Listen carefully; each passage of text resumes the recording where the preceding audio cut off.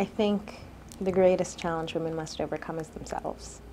I believe that women, first and foremost, it's very difficult to, because people always define women as, okay, so every women's movement, every women's organization, they're all the same. They all want the same things. That's not true.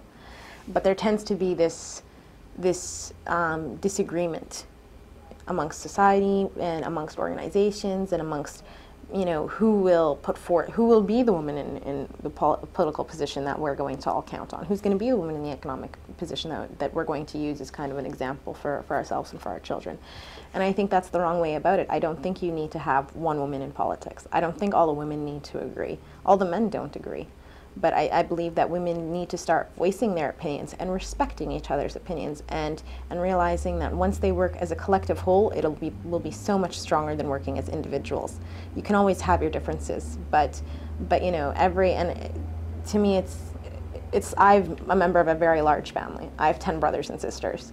And my parents have always strongly supported having your own individual opinions, but at the same time respecting the others. Because your opinion might not always be the best, but that doesn't mean that your input on somebody else's opinion, or how you can tweak somebody else's opinion, or the kind of the marriage of your two opinions won't make something even stronger and better and more foolproof. And I think that if we start as Libyan women looking at this, saying, okay, you have a fantastic opinion, your point of view is amazing, however, it may not necessarily be as realistic as if we kind of add these elements to it. And I think that if women can really tackle that, if women can tackle working together and respecting each other's opinions and knowing that this is not something that will be given to them. You know, no government, no society will ever say, oh, here are your rights on a platter. Unfortunately, I wish it was a utopia and that we all kind of got that. I think the most important thing for women is that they demand their rights.